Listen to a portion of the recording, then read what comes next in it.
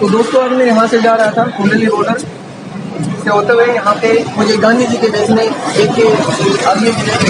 तो एक बार इनसे पूछना चाहता हूँ ये गांधी जी का बेस किस लिए है, आपका शुभ नेम क्या था? शुभ नाम हमारा संतोष लोधी था। जो मैं महाराष्ट्र में सिक्योरिटी गार्ड की जॉब करता था, वहाँ हमें नाम मिला गांधी।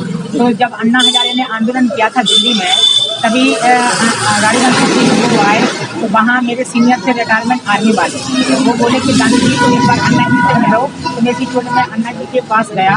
अन्ना जी बोले कि गांधी जी बनना एक अलग बात है, मतलब देश का भ्रमण करो, देश में देखो क्या चल रहा है क्या नहीं चल रहा है। तब से मैं गांधी जी। तो गांधी जी, मैं आपसे कुछ पूछना चाहूँगा कि जो आज का समाज है उसमें युवा पीढ़ी अपनी इतनी खत्म होती जा रही है, उसके बारे में आपके क्या विचार होंगे?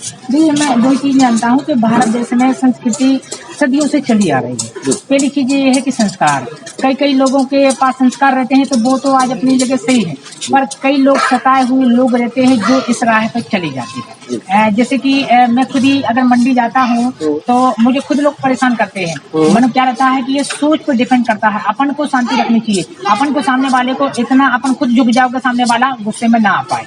तो आप नई पीढ़ी के बारे में, जैसे बहुत सारी बेरोजगारी बढ़ रही है और बहुत सारे आदमी कुछ करने के लिए तैयार नहीं है, उनको नई पीढ़ी को आप इस खेलने से क्या संदेश देना चाहते हैं? जो पढ़े लिखे लोग नहीं हैं उनके लिए ये धंधा, कोई सा भी धंधा डाल लो। मैं ये चाहता हूँ कि हिंदुस्तान के अंदर न चोरी हो, न डकैती हो, न किसी का खून हो। अगर वो खुद कमाएगा तो खाएगा। तो इसका मेरा ये संदेश था। तो एमपी से आपका यहाँ आने का मकसद क्या था? देखिए, मैं एमपी से यहाँ इसलिए आया था कि किसान आंदोलन जो सिंधु बॉर्डर पे चल रहा है, यहाँ पर कोई हिंसा ना हो। इनकी जो भी मांग है केंद्र सरकार को मान लेनी चाहिए। और इनके बैठने से यहाँ काफी बच्चों को परेशानी आ रही है स्कूल जाने के लिए, और इमरजेंसी कोई अगर तकलीफ में आ जाती है तो उसको भी परेशानी आ रही है। तो मैं यही कहना चाहता हूँ मोदी सरकार से और मोदी जी से कि मोदी जी कृषि कानून की अगर बात है, अगर आप कहते हो कि रद्द हो जाना चाहिए तो आप रद्द कर दीजिए, क्योंकि लोकतंत्र में भारत देश में प्रजा ही सबसे बड़ी ताकत है। अगर प्रजा को नहीं लग रहा है, किसान को नहीं लग रहा है कि ये सही नहीं है, तो आप इसको हटा दीजिए।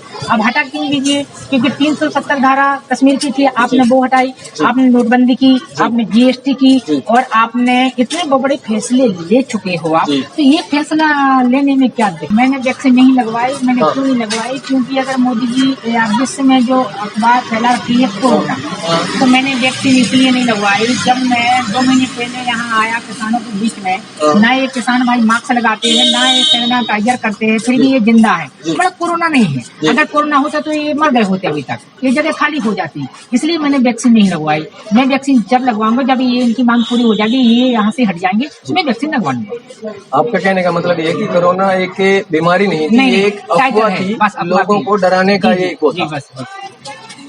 तो गांधी जी, एक छोटा सा सवाल और है। जो एक नैतिक शिक्षा का एक सब्जेक्ट हुआ करता पहले, जो बच्चों को पढ़ाया जा करता था, वो उस सब्जेक्ट को पढ़ के उनके संस्कार बहुत अच्छे होते थे, और वो संस्कार आज के दिन जो नई पीढ़ी में देख रहे हैं वो नहीं मिल पा रहे हैं। उसके बारे में आपके क्या विचार? देखो, उसके बारे में ये विचार है कि जो सरकारी स्कूल होता है, जो प्राइवेट स्कूल होता है, जो जिले का कलेक्टर होता है, वो उस पर देख रेख नहीं करता है। किसी वजह से या रिश्वतखोरी की वजह से, किसी वजह से वो उस चीज को अनदेखा कर देता है। जो मास्टर की ड्यूटी 10 बजे से 5 बजे तक रहना चाहिए, जो मास्टर को 4 क्लासन लेना चाहिए, वो एक ही लेके ड्यूटी करके पूरे घर चला जाता है। पहला तो ये रहा। दूसरी चीज रही कि जो बड़े कॉलेज वगैरह है, वहाँ पर पैसा इतना लग जाता है, उनको पगार इतनी मिलती है कि तो वहाँ थोड़ा बहुत तो एक्टिवेट हो जाता है, क्योंकि नाम का लेवल लगा रहता है कि ये कॉलेज है। अब स्कूल वो छोटी संस्थाएं आ गई, तो इस पे कहीं ना कहीं सरकार की कहीं ना कहीं चूक है पूरी।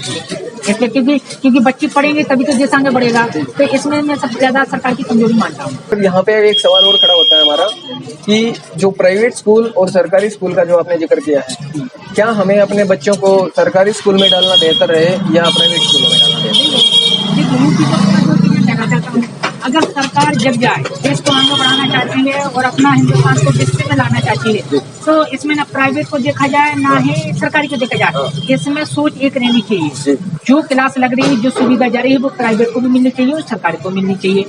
जो जहाँ जैसी सुविधा है, जो लापरवाही कर रहा है उसके ऊपर कानूनी कार्रवाई होनी चाहिए, तब इसे कम सुधरेगा। अब होता क्या है कि प्राइवेट वाला कुछ कर रहा है, कोई बच्चे ने आवाज उठाई तो उसको स्कूल से निकाल देते हैं। अब वो फरियाद लेके जाता है किसी के पास तो वो उसको भगा देते हैं कि तू क्यों आया, तुझे फीस नहीं भरी, तुझे ये नहीं। तो कहीं ना कहीं गरीब के लिए सरकार की तरफ से 30% छूट रखना चाहिए कि आप बच्चे को पढ़ा सको।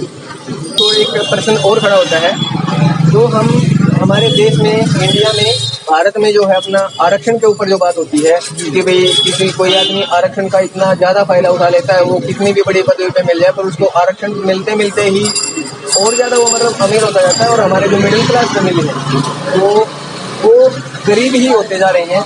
क्या उसमें कुछ आप बताना चाहेंगे? उसका मैं कहना चाहता हूँ, जो अपने हिंदुस्तान का संविधान है, जो हिंदुस्तान के जो मंत्री लेवल हो गए या प्रधानमंत्री लेवल हो गए, उनके रिश्तेदार 1 करोड़ से लेकर 50 करोड़ तक का लोन लेते हैं, बैंक के बिना लेखा पढ़ी के देती है। पर कोई आम आदमी 1 लाख रुपए मांगे तो उसकी संपत्ति मांगते हैं। तो मैं ये कहना चाहता हूँ कि जो बड़ा आदमी है उसके बिना गारंटी के आप पैसा देते हो तो वो खेती से पैसा कमा लेता है। अब गरीब के पास पैसे नहीं है तो वो कमा क्या लेगा?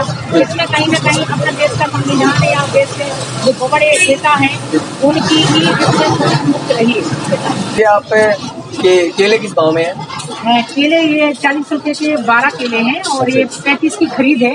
इसमें कभी कभार 1-2 खराब निकल जाते हैं, जैसे 15 आते हैं एक पेटी में, 1 दर्जन खराब निकल गए। तो ये ऐसा है कि ये समाज सेवी रूप है। और मैं जो भी माल बेच रहा हूँ, ये आज 900 की क्रेट टमाटर की आई है, इसमें 7-8 किलो जैसे ही खराब कर गया और मैं 5 रुपए हर किलो पे लेता हूँ। मैं मेरी मेहनत लेता हूँ और डेली में ताजा माल लेता हूँ, ग्राहक को बासा माल नहीं खिलाता हूँ। ये मैं एक समाज सेवा करता हूँ। ठीक है, नमस्कार जी गांधी जी, आपसे मिलकर बहुत अच्छा लगा। धन्यवाद।